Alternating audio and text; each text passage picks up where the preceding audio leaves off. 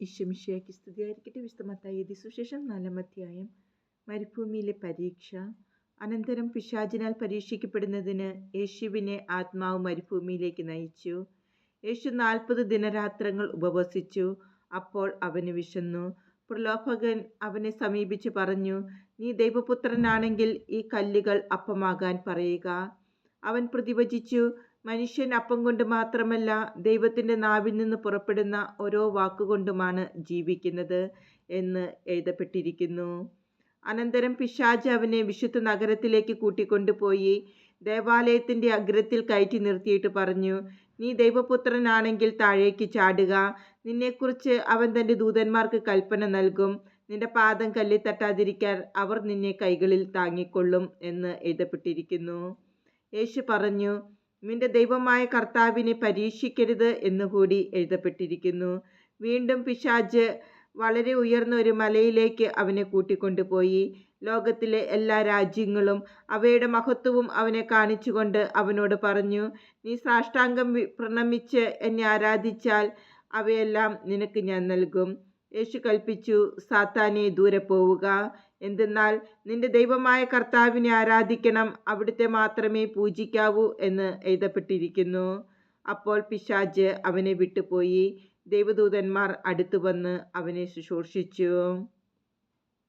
യേശു ദൗത്യം ആരംഭിക്കുന്നു. യോഹന്നാൻ ബന്ധനസ്ഥനായെന്ന് കേട്ടപ്പോൾ യേശു ഗലീലയിലേക്ക് പിൻവാങ്ങി. അവൻ നസ്രത്ത് വിട്ട് സെബുലൂണിൻ്റെയും നഫ്താലിയുടെയും അതിർത്തിയിൽ സമുദ്രതീരത്തുള്ള കഫർനാമിൽ ചെന്ന് പാർത്തു.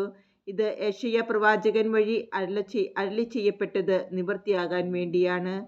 സമുദ്രത്തിലേക്കുള്ള വഴിയിൽ ജോർദാന്റെ മറുകരയിൽ സെബുലൂൺ, നഫ്താലി പ്രദേശങ്ങൾ, വിജാതിയരുടെ ഗലീലി, അന്ധകാരത്തിൽ സ്ഥിതി ചെയ്തിരുന്ന ജനങ്ങൾ വലിയ പ്രകാശം കണ്ടു. മരണത്തിന്റെ മേഖലയിലും നിഴലിലും വസിച്ചിരുന്നവർക്കായി ഒരു ദീപ്തി ഉദയം ചെയ്തു. അപ്പോൾ മുതൽ യേശു പ്രസംഗിക്കാൻ തുടങ്ങി, മാനസാന്തരപ്പെടുവിൻ, സ്വർഗരാജ്യം സമീപിച്ചിരിക്കുന്നു. ആദ്യത്തെ 4 ശിഷ്യന്മാർ. അവൻ ഗലീലി കടൽ തീരത്ത് നടക്കുമ്പോൾ കടലിൽ വല വീശിക്കൊണ്ടിരുന്ന 2 സഹോദരന്മാരെ കണ്ടു. പത്രോസ് എന്ന് വിളിക്കപ്പെടുന്ന ശിമയോനെയും സഹോദരൻ അന്ത്രയോസിനെയും. അവർ മീൻപിടുത്തക്കാരായിരുന്നു. അവൻ അവരോട് പറഞ്ഞു, എന്നെ അനുഗമിക്കുക, ഞാൻ നിങ്ങളെ മനുഷ്യരെ പിടിക്കുന്നവരാക്കും. തൽക്ഷണം അവർ വലകളുപേക്ഷിച്ച് അവനെ അനുഗമിച്ചു. അവർ അവിടെ നിന്ന് മുന്നോട്ട് നീങ്ങിയപ്പോൾ വേറെ 2 സഹോദരന്മാരെ കണ്ടു, സെബദി പുത്രനായ യാക്കോബും സഹോദരൻ യോഹന്നാനും. അവർ പിതാവുമൊത്ത് വഞ്ചിയിലിരുന്ന് വല നന്നാക്കുകയായിരുന്നു. അവരെയും അവൻ വിളിച്ചു. തൽക്ഷണം അവർ വഞ്ചി ഉപേക്ഷിച്ച് പിതാവിനെയും വിട്ട് അവനെ അനുഗമിച്ചു.